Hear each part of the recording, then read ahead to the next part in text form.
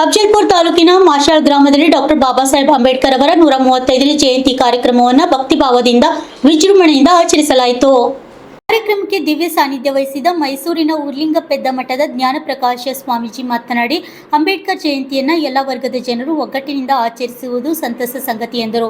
ಇಂದು ಸಂವಿಧಾನ ಹಾಗೂ ಅಂಬೇಡ್ಕರ್ ಜೀವಂತವಾಗಿರುವಂತೆ ಕಾಣುತ್ತಿರುವುದು ಅವರ ಚಿಂತನೆಗಳ ಶಕ್ತಿ. ಪಂಚಾಯಿತಿಯಿಂದ ಸಂಸತ್ತಿನವರೆಗೂ ನಡೆಯುವ ವ್ಯವಸ್ಥೆ ಅಂಬೇಡ್ಕರ್ ಅವರ ಪೆನ್ನಿಲ್ ಫಲ. 140 ಕೋಟಿ ಜನರಿಗೆ ಮತದಾನದ ಹಕ್ಕು ನೀಡಿದ ಅವರನ್ನು ಮೆರವಣಿಗೆಯಲ್ಲಿ ಪೂಜಿಸುವುದಕ್ಕಿಂತ ಅವರ ವಿಚಾರಗಳ ಪುಸ್ತಕಗಳ ಮೂಲಕ ಅಳವಡಿಸಿಕೊಳ್ಳಬೇಕೆಂದು ಹೇಳಿದರು. ಜಯಂತ್ಯೋತ್ಸವ ಕಾರ್ಯಕ್ರಮ ಭವ್ಯವಾಗಿರ್ತಕ್ಕಂಥ ಒಂದು ಸಿದ್ದರಾಮೇಶ್ವರ ಭವ್ಯ ಪಟ್ಟಣದಲ್ಲಿ ಜರುಗಿಸಲಿದ್ದು, ಧನ್ಯವಾದಗಳು. ನಿತಿನ್ ಗುಪ್ತದ ಹಾಗೂ ವೇದಿಕೆ ಮೇಲೆ ಇರತಕ್ಕಂಥ ಎಲ್ಲ ಗಣ್ಯಮಾನ್ಯರ ಮೂಲಕವಾಗಿ ಈ ಕಾರ್ಯಕ್ರಮವನ್ನು ಮುನ್ನಡೆಸಲಾಗ್ತಾ ಇದೆ.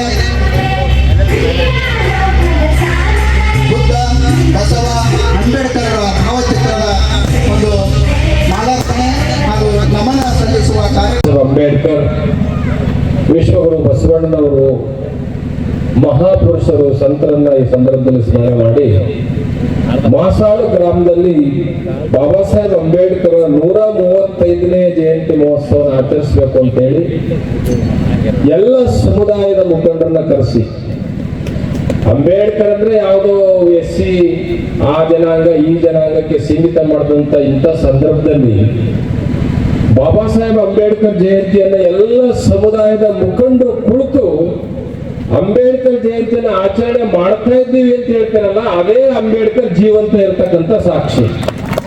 ಸಂವಿಧಾನ ಜೀವಂತ ಇದೆ ಅಂದ್ರೆ ಎಲ್ಲಾ ಸಮುದಾಯದವರು ಕೂತಿರ್ಬೇಕು. ಎಲ್ಲಾ ಸಮುದಾಯದವರು ಎಲ್ಲಿ ಇರ್ತದೋ ಅಲ್ಲಿ ಸಂವಿಧಾನ ಜೀವ ಇರ್ತದೆ. ಅಂಬೇಡ್ಕರ್ ಅಂದ್ರೆ ಯಾವುದೋ SC ಬೀದಿನಲ್ಲಿ ಮಾಡ್ಕೊತಾರೆ, ನಮಗೆ ಯಾಕೆ ಬೇಕು ಅಂತ ಏನಾದ್ರೂ ಕುಂತ್ರೆ ಅಲ್ಲಿ ಸಂವಿಧಾನ ಸತ್ತೋಗಿರುತ್ತೆ. ಹಾಗಾಗಿ ಈ ವೇದಿಕೆ ಮೇಲೆ ಈಗಾಗಲೇ ಉದ್ಘಾಟನೆ ಆಗಿದೆ, ಧ್ವಜಾರೋಹಣ ಆಗಿದೆ. ನಮ್ಮ ಅರುಣ್ ಕುಮಾರ್ ಪಾಟೀಲ್ ಅವರು, ನಿತಿನ್ ಗುತ್ತೇದಾರ್ ಅವರು, ಪ್ರೊಫೆಸರ್ ಸಾಲಿಮ್ ಅಲಿ ಶಾರ್ಟ್ ಆಗಿ ಹೇಳ್ಬಿಟ್ಟಿದ್ದಾರೆ ಬುದ್ಧ ಬಸವ ಅಂಬೇಡ್ಕರ್ ಬಗ್ಗೆ. ಸುದೀರ್ಘವಾಗಿ ಮಾತಾಡ್ತಕ್ಕಂಥವ್ರು ಅವರು. ಹನುಮಂತ ನಮ್ಮ ದೊಡ್ಡ ಮನೆ ಹಿರಿಯ ಸಾಹಿತಿಗಳು, ಊರಿನ ಗಣ್ಯರು, ಪ್ರಮುಖರು, ಸಮುದಾಯದ ಮುಖಂಡರು, ತಾಯಂದಿರು, ನೀವೆಲ್ಲ ಹೆಚ್ಚು ಎಲ್ಲ ಗ್ರಾಮದ ಎಲ್ಲ ಊರಿಂದ ಬಂದಿರತಕ್ಕಂಥ ತಮ್ಮೆಲ್ಲರಿಗೆ ನಾನು ಬುದ್ಧ ಬಸವ ಅಂಬೇಡ್ಕರ್ ಜಯಂತಿಯ ಶುಭಾಶಯಗಳನ್ನ ಕೋರ್ತೇನೆ. ಜೈ ಭೀಮ್ ವಂದನೆಗಳಲ್ಲಿ. ಬಂಧುಗಳೇ, ಬಾಬಾ ಸಾಹೇಬ್ ಅಂಬೇಡ್ಕರ್ ಜಯಂತಿ, ಭಗವಾನ್ ಬುದ್ಧ ಮತ್ತು ಮಹಾತ್ಮ ಬಸವಣ್ಣ ಇವರು ಮೂವರ ಜಯಂತಿಯನ್ನು ನಾವು ಯಾಕೆ ಆಚರಿಸಬೇಕು? ಯಾಕೆ ಬುದ್ಧ ಜಯಂತಿ, ಬಸವ ಜಯಂತಿ, ಅಂಬೇಡ್ಕರ್ ಜಯಂತಿ ಯಾಕೆ ಮಾಡ್ಬೇಕು ನಾವು? ಬಂಧುಗಳೇ, ಇವತ್ತೇನು ಬಾಬಾ ಸಾಹೇಬರ ಜಯಂತಿಯನ್ನು ನಾವು ಆಚರಣೆ ಮಾಡಬೇಕು ಅಂತ ಎಲ್ಲರೂ ಸೇರಿದ್ದೀರಿ. ಬಾಬಾ ಸಾಹೇಬರ ಜಯಂತಿಯನ್ನ ಯಾಕೆ ಮಾಡಬೇಕು? ಪಂಚಾಯಿತಿಯಿಂದ ಪಾರ್ಲಿಮೆಂಟ್ ವರೆಗೆ, ಈಗ ಗ್ರಾಮ ಪಂಚಾಯತಿಗೆ ಹೋಗಿದ್ವಿ ನಾವು, ಪಂಚಾಯಿತಿಯಿಂದ ಪಾರ್ಲಿಮೆಂಟ್ ವರೆಗೂ ಯಾರ ಪೆನ್ನು ನಡೀತದಪ್ಪ ಅಂದ್ರೆ ಅದು ಬಾಬಾ ಸಾಹೇಬ್ ಅಂಬೇಡ್ಕರ್ ಪೆನ್ನೇ ನಡೆಯೋದು. ಇನ್ಯಾರ ಪೆನ್ನು ನಡೆಯಕ್ ಸಾಧ್ಯವೇ ಇಲ್ಲ. ಯಾಕೆಂದ್ರೆ ಪಾರ್ಲಿಮೆಂಟ್ ನಲ್ಲಿ ಎಲ್ಲಾ ಸಂಸದರು ಸೇರಿ ಕಾನೂನು ಮಾಡಬಹುದು, ಆದ್ರೆ ಕಾನೂನನ್ನ ಅಂಬೇಡ್ಕರ್ ಪೆನ್ನಿನ ಕೆಳಗೆಯೇ ಮಾಡಬೇಕು. ಅಂಬೇಡ್ಕರ್ ಪೆನ್ನನ್ನು ಮೀರಿ ಕಾನೂನು ಮಾಡಕ್ ಆಗೋದಿಲ್ಲ. ಯಾರ ಹತ್ರ ಓಟ್ ಇದೆ, ಯಾರ ಹತ್ರ ನೋಟ್ ಇದೆ. ನೋಟ್ ಅಂದ್ರೆ ಕರೆನ್ಸಿ. ಯಾರ ಜೇಬಲ್ಲಿ ದುಡ್ಡಿದೆ ಆ ದುಡ್ಡು ಹೇಗೆ ಪ್ರಿಂಟ್ ಆಗಬೇಕು, ಎಷ್ಟು ಪ್ರಿಂಟ್ ಮಾಡಬೇಕು, ಯಾವ ರೀತಿ ಬ್ಯಾಂಕ್ಗಳನ್ನ ನಾವು ಪ್ರಾರಂಭ ಮಾಡಬೇಕು ಅಂತೇಳಿ ಭಾರತ ದೇಶದ ಮೊಟ್ಟ ಮೊದಲ ರಿಸರ್ವ್ ಬ್ಯಾಂಕ್ ಆಫ್ ಇಂಡಿಯಾದ ಖರ್ಚು ಯಾರು ಅಂದ್ರೆ ಅದು ಡಾಕ್ಟರ್ ಭೀಮರಾವ್ ರಾಮ್ಜಿ ಅಂಬೇಡ್ಕರ್. ಅಂಬೇಡ್ಕರ್ ಅವರನ್ನ ಯಾರ ಜೇಬಲ್ ದುಡ್ಡಿದೆ ಅವರೆಲ್ಲರೂ ನೆನೆಸ್ಕೋಬೇಕು. ಓಟು, ನೋಟು, ನೋಟ್ಗಳು ಯಾರ ಜೇಬಲ್ಲವೇ ಅವರೆಲ್ಲರೂ ಅಂಬೇಡ್ಕರ್ಗೆ ಸರೆಂಡರ್ ಆಗ್ಲೇಬೇಕು. ಯಾಕಂದ್ರೆ ದುಡ್ಡು ಪ್ರಿಂಟ್ ಮಾಡಕ್ ಹೇಳಿದ್ದೆ ಅವರು. The problem of rupee. ಎರಡನೇದು ಓಟು. ಓಟು ಯಾರು ಹಾಕ್ತಿರಲ್ಲ ಅವರೆಲ್ಲರೂ ಸಹ ಬಾಬಾ ಸಾಹೇಬ್ ಅಂಬೇಡ್ಕರ್ ಅವರು ಬರೀ SCಗಲ್ಲ, ಭಾರತ ದೇಶದ ಇವತ್ತೇನು 140 ಕೋಟಿ ಜನ ಇದ್ದಾರೆ, ಆ 140 ಕೋಟಿ ಜನರು ಇವತ್ತು ಹೋಗಿ ಓಟ್ ಹಾಕ್ತಾ ಇದ್ದೀವಿ ಅಂದ್ರೆ ಆ ಓಟಿನ ಹಕ್ಕನ್ನ ಕೊಟ್ಟಂತವ್ರು ಈ ದೇಶಕ್ಕೆ ಡಾಕ್ಟರ್ ಭೀಮರಾವ್ ರಾಮಜಿ ಅಂಬೇಡ್ಕರ್, ಬಾಬಾ ಸಾಹೇಬ್ ಅಂಬೇಡ್ಕರ್. ಓಟು ಮತ್ತು ನೋಟ್ ಇರ್ತಕ್ಕಂಥದ್ದು ಎಲ್ಲರ ಜೋಬಲ್ಲೂ ಇದೆ, ಎಲ್ರಿಗೂ ಓಟ್ ಇದೆ, ಎಲ್ರಿಗೂ ನೋಟ್ ಇದೆ. ಆದ್ರೆ ಅಂಬೇಡ್ಕರ್ ಬೋರ್ಡ್ ಹಾಕ್ಬೇಡ್ರೆ ಇಲ್ಲ ಹಾಕ್ಬೇಡ್ರಿ, ಅಂಬೇಡ್ಕರ್ ಪಕ್ಷ ಇಲ್ಲ ಹಾಕ್ಬೇಡಪ್ಪ. ಅವ್ರು ಕೊಟ್ಟಿರೋ ನೋಟ್ ಬೇಕು, ಅವ್ರು ಕೊಟ್ಟಿರೋ ಓಟ್ ಬೇಕು, ಅವ್ರು ಕೊಟ್ಟಿರ್ತಕ್ಕಂಥ TP, JP, MP, MLA vote, note, boot, suit, coat ಎಲ್ಲ ಬೇಕು. ಆದ್ರೆ ಅಂಬೇಡ್ಕರ್ ಇಲ್ಲಿ ಬೇಡ. ಕಾರ್ಯಕ್ರಮ ಉದ್ಘಾಟಿಸಿ ಮಾತನಾಡಿದ KKRTC ಅಧ್ಯಕ್ಷರಾದ ಅರುಣಕುಮಾರ್ ಪಾಟೀಲ್, ಮೂಢನಂಬಿಕೆ ಬಡತನಕ್ಕೆ ಮೂಲ ಕಾರಣ. ಅಜ್ಞಾತ ಭಯವನ್ನು ಹುಟ್ಟುಹಾಕುತ್ತದೆ, ಜ್ಞಾನ ಅದನ್ನು ದೂರ ಮಾಡುತ್ತದೆ. ಮಾಷಾಳ್ ಗ್ರಾಮದಲ್ಲಿ ಉತ್ತಮ ಗ್ರಂಥಾಲಯ ಸ್ಥಾಪನೆಗೆ ನಾನು ಬದ್ಧನಾಗಿದ್ದೇನೆ ಎಂದು ಭರವಸೆ ನೀಡಿದರು. ಪ್ರಸ್ತಾವಿಕ ಅರ್ಜುನ್ ಭದ್ರೆ ಮಾತನಾಡಿ, ಗೌತಮ್ ಬುದ್ಧ, ಬಸವಣ್ಣ ಮತ್ತು ಅಂಬೇಡ್ಕರ್ ಅವರ ಆದರ್ಶಗಳನ್ನು ಅನುಸರಿಸುವ ಮೂಲಕ ಉತ್ತಮ ಸಮಾಜ ನಿರ್ಮಾಣ ಸಾಧ್ಯ ಎಂದು ಹೇಳಿದರು.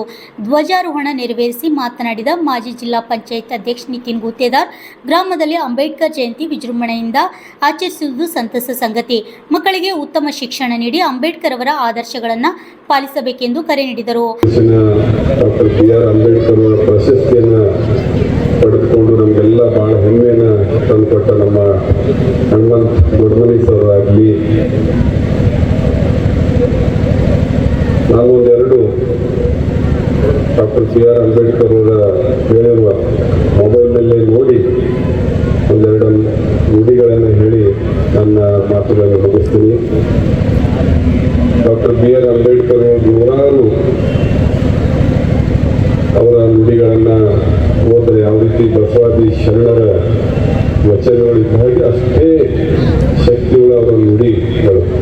ಅವರಲ್ಲಿ ಒಂದಾದ ನಿಮ್ಮ ಮೂಢನಂಬಿಕೆಗೆ, ನಿಮ್ಮ ಬಡತನ ಮತ್ತು ಗುಲಾಮಿಗಳಿಗೆ ಕಾರಣವಾಗಿದೆ. ಇವತ್ತಿನ ದಿನದಲ್ಲಿ ನಾವೆಲ್ಲನೂ ಮಾಡ್ತೀವಿ. ಕಂಡ ಗಿಡಕ್ಕೂ ಒಂದೇದೇ ಗಿಡಕ್ಕೆ ಹೂವು ಕಟ್ಟಿ ದಾರ ಕಟ್ಟಿದ್ರು ಅಲ್ಲಿ ಹಣಿ ಹೊಡೆದೇ ಬಿಡ್ತೀವಿ.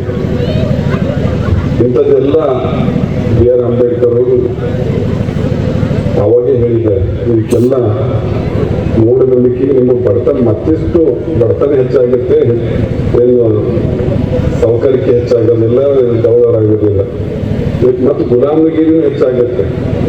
ಅನಂತ ಮಾತನ್ನ ಅವರ ನುಡಿಗಳಲ್ಲಿ ನಾವು ಸಿಗುತ್ತೆ. ಅದೇ ರೀತಿ ಇನ್ನೊಂದು ಮಾತನ್ನ ಹೇಳ್ತಾರೆ, ಅಜ್ಞಾನ ನಿಮ್ಮಲ್ಲಿ ಭಯವನ್ನುಂಟು ಮಾಡಿದರೆ ಭಯ ನಿಮ್ಮಲ್ಲಿ ಅಜ್ಞಾನ ಉಂಟು ಮಾಡುತ್ತದೆ. ಈ ಎರಡನ್ನು ಓಡಿಸುವ ಏಕೈಕ ಅಸ್ತ್ರ ಅಂದ್ರೆ ವಿದ್ಯೆ. ಇವತ್ತು ಬಹಳ ಪ್ರಮುಖವಾಗಿದೆ ವಿದ್ಯೆ. ಮಾಷಾಳ ಗ್ರಾಮದಲ್ಲಿ ದೊಡ್ಡ ಗ್ರಾಮ ಇದು. ಗ್ರಾಮ ತಕ್ಕಂಗೆ ನಮ್ಮ ಮಕ್ಕಳು ಓದಿಲ್ಲ, ನಮ್ಮ ಮಕ್ಕಳು ಸರ್ಕಾರದಲ್ಲಿ ಕೆಲಸದಲ್ಲಿಲ್ಲ. ಇದಕ್ಕೆಲ್ಲ ಕಾರಣ ಏನಪ್ಪ ಅಂದ್ರೆ ವಿದ್ಯೆ. ಮುಂದೆ ಬರುವಂಥ ದಿನಗಳಲ್ಲಿ ನಮ್ಮ ಭದ್ರೆಯವರು ಹೇಳಿದರು, ಅರ್ಜುನ್ ಭದ್ರೆ ಸರ್ ಅವರು, ಅವ್ರು ಯಾವಾಗಲೂ ಸಮಾಜ ಬಗ್ಗೆ ಕಳಕಳಿ ಹೊಂದಿದವರು, ಒಂದು ಲೈಬ್ರರಿಯನ್ನು ಮಾಡ್ರಿ ಅಂತ ಹೇಳಿ ಬಹಳ ಸೂಕ್ತವಾದಂಥ ಸಲಹೆ ಕೊಟ್ಟಿದ್ದಾರೆ. ಈಗಾಗಲೇ ಡಾಕ್ಟರ್ BR ಅಂಬೇಡ್ಕರ್ ಅವರು ರೈತ ಭವನವನ್ನು ಮುಗಿಬೇಕಾಗಿತ್ತು ಭಾಳ ದಿನದಿಂದನೇ. ಇವತ್ತಿನ ದಿವಸನೇ ನಾನು ಅಧಿಕಾರಿಗಳಿಗೆ ಹೇಳಿದ್ದೀನಿ, ಏನಪ್ಪ ಎಷ್ಟೋ ವರ್ಷ ಕೆಲಸ ಮಾಡ್ತಾರೆ, ಇದು ಆಗಲಿ ನಮ್ಮ ಆಶಾ ಚೌಡೇಶ್ವರಿ ಮಂಗಲ ಕಾರ್ಯಾಲಯ ಆಗಲಿ ಇನ್ನೂ ಎಷ್ಟೋ ವರ್ಷ ತಗೋತೀರಿ ಅಂತ. ಇಲ್ಲ ಸರ್ ಆಯಿತು, ಇನ್ನೊಂದು ತಿಂಗಳಲ್ಲಿ ಕೆಲಸ ಪೂರ್ತಿಗೊಳಿಸ್ಬಿಡ್ತೀವಿ ಅಂತ ಹೇಳಿದ್ದಾರೆ.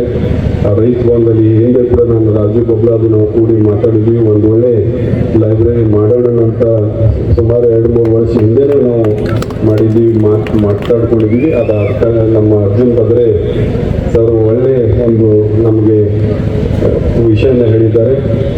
ಒಂದು ಒಳ್ಳೆ ಸುಂದರವಾದ ಲೈಬ್ರರಿ ಮತ್ತು ಕಂಪ್ಯೂಟರ್ ಎಲ್ಲನೂ ಅಲ್ಲಿ ಮಾಡಿ ಭದ್ರೆ ಸರ್ ಕಡೆಯಿಂದ ಉದ್ಘಾಟನೆ ಮಾಡಿಸೋಣ. ಯಾಕಂದ್ರೆ ಭಾಳ ಸೂಕ್ತವಾದ ದೊಡ್ಡ ಒಂದು ಗ್ರಾಮ ಇರೋದರಿಂದ ಈ ಕೆಲಸವನ್ನು ನಾವು ತ್ವರಿತಗತಿಯಲ್ಲಿ ಮಾಡ್ತೀವಿ. ಎಲ್ಲರೂ ಮಾಷಾಳದಲ್ಲಿ ಅದು ಹೆಚ್ಚಿಗೆ ನಮ್ಮ ದಲಿತ ಬಾಂಧವರು ನಮಗೆ ಬಹಳ ಪ್ರೀತಿ ವಾತ್ಸಲ್ಯದಿಂದ ಯಾವಾಗಲೂ ಕಂಡಿರಿ. ನಿಮ್ಮ ಶ್ರೇಯಿಗೆ ಯಶಸ್ಸಿಗೆ ನಾವೆಲ್ಲರೂ ಈ ಸಲ ಕೆಲಸ ಮಾಡ್ತೀವಿ ಮುಂದಿನ ದಿನಗಳಲ್ಲಿ. ಮತ್ತು ಏನಾದರೂ ಕೆಲಸ ಇದ್ದರೂ ಕೂಡ ನಿರಂತರವಾಗಿ ಈಗಾಗಲೇ ನಾವೆಲ್ಲ ಮನೆ ಮನೆಗೆ ನಮ್ಮ ಸಂಪರ್ಕ ಇದೆ. ಎಲ್ಲ ನಮ್ಮ ಯುವಕರು ಹಿರಿಯರು ಎಲ್ಲರೂ ನಮ್ಮ ಜೊತೆ ಇದ್ದವರು ಇದ್ದೀರಿ. ಮುಂದಿನ ದಿನಗಳಲ್ಲಿ ನಮ್ಮ ಮರೆಯಪ್ಪ ಅವರು ಇದ್ದಾರೆ, ನಮ್ಮ ದೊಡ್ಡ ಒಜ್ಜೆ ಇದ್ದಾರೆ, ಎಲ್ಲರೂ ಮುಖಂಡರು, ಯುವಕರು ಎಲ್ಲರೂ ಸೇರಿ ಮುಂದಿನ ದಿನಗಳಲ್ಲಿ ನಾವು ಕೂಡಿ ಒಳ್ಳೆ ಕೆಲಸಗಳನ್ನು ಮಾಡೋಣ. ನಮ್ಮ ಒಂದು ಒಳ್ಳೆ ಹಾಡು ಹಾಡಿರುವ ನಮ್ಮ ಖಾಜಪ್ಪ ಸಿಂಗೆ ಅವರು ಎಷ್ಟೊಂದು ಮಧುರವಾದ ಕಂಠ ಅಂತ ಗುರುತೇ ಇರಲಿಲ್ಲ ಖಾಜಪ್ಪ. ಮುಂದಿನ ದಿನಗಳಲ್ಲಿ ಅವರನ್ನು ಮೊದಲು ಮಾಡಿಕೊಂಡು ಎಲ್ಲ ರೀತಿಯಲ್ಲಿ ಒಳ್ಳೆ ಕೆಲಸಗಳನ್ನು ಮಾಡೋಣ ಅಂತ ಈ ಸಂದರ್ಭ ಹೇಳಿ ಪೂಜ್ಯರಿಗೂ ಹಾಗೂ ವಿಜಯಕುಮಾರ್ ಸಾಲಿಮನಿಯವರಿಗೆ ಮುಂದಿನ ಸಮಯ ಮೀಸಲಿಡೋಣ ಅಂತ ಹೇಳಿ ಒಂದೆರಡು ಮಾತು ಮುಗಿಸಿ. ಜೈ ಕರ್ನಾಟಕ, ಜೈ ಭೀಮ್. ಜನರ ಸುಖ ದುಃಖದಲ್ಲಿ ಸದಾ ಭಾಗಿಯಾಗಿರುವುದೆಂದು ಕೂಡ ಹೇಳಿದರು. ವಿಶೇಷ ಉಪನ್ಯಾಸಕ ಡಾಕ್ಟರ್ ವಿಜಯಕುಮಾರ್ ಸಾಲಿಮನಿ ಮಾತನಾಡಿ, ದ್ವೇಷ ಹಾಗೂ ಅಸೂಯೆ ತೊರೆಯುವುದು ಎಲ್ಲರೂ ಒಂದಾಗಿ ಬದುಕು ಕಟ್ಟಿಕೊಳ್ಳಬೇಕೆಂದು ಸಲಹೆ ನೀಡಿದರು.